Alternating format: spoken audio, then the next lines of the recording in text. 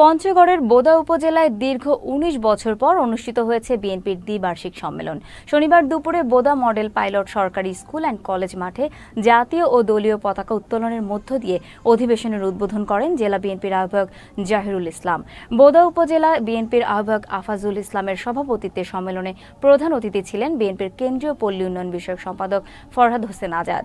সদস্য সচিব আসাদুল্লাহ আসাদের সঞ্চালনায় সম্মেলনে বিএনপির রংপুরের বিভাগের সাংগঠনিক সম্পাদক আব্দুল খালেক, সহ সাংগঠনিক সম্পাদক আমিরুর রহমান ও জেলা বিএনপির যুগ্ম আহ্বায়ক এম.এ. মজিদ সহ নেতাকর্মীরা উপস্থিত ছিলেন।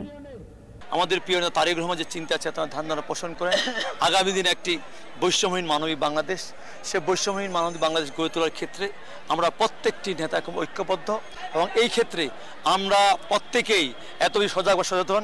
আমরা কোনো অন্যায়, কোনো অবিচার এবং দলের ইমেজ ক্ষুণ্ণ এমন কোনো কর্মকাণ্ডের সঙ্গে আমাদের সম্পৃক্ত নই।